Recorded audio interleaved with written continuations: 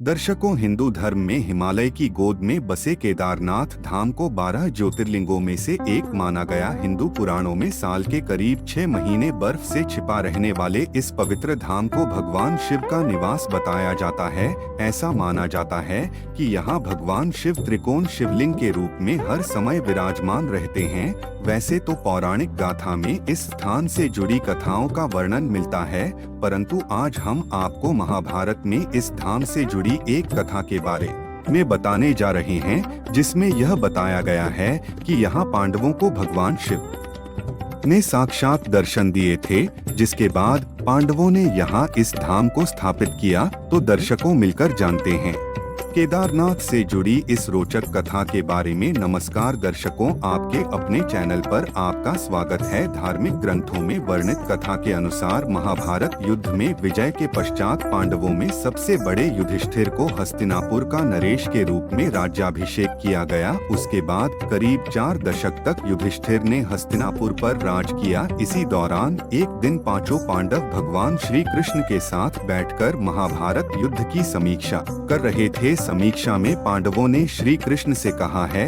नारायण, हम सभी भाइयों पर ब्राह्मण हत्या के साथ अपने बंधु बंधाओं की भी हत्या कलंक है। इस कलंक को कैसे दूर किया जाए? तब कृष्ण पांडवों से कहा कि यह सच है कि युद्ध में भले ही जीत तुम्हारी हुई है, लेकिन तुम लोग गुरु और अपने बंधु बंधाओं का वध करने के कारण पाप की भागी बन गए हो। इन पापों के कारण मुक्ति मिलना असंभव है, परंतु इन पापों से सिर्फ महादेव ही मुक्ति दिला सकते हैं।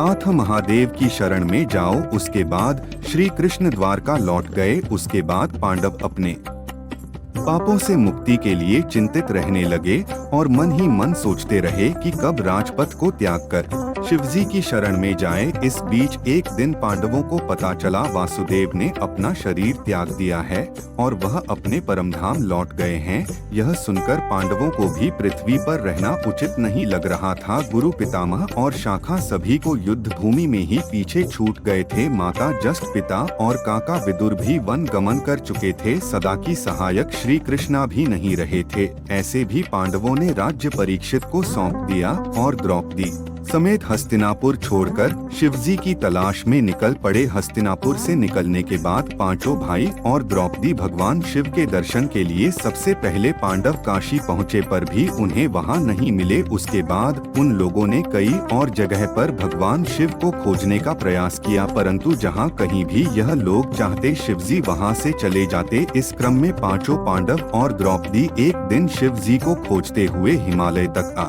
पहुँचे। यहाँ भी जब शिवजी ने इन लोगों को देखा तो भी छुप गए, परंतु यहाँ युधिष्ठिर ने भगवान शिव को छुपाते हुए देख लिया। तब युधिष्ठिर ने भगवान शिव से कहा, हे प्रभु, आप कितना भी छुप जाएं, लेकिन हम आपके दर्शन किए बिना यहाँ से नहीं जाएंगे।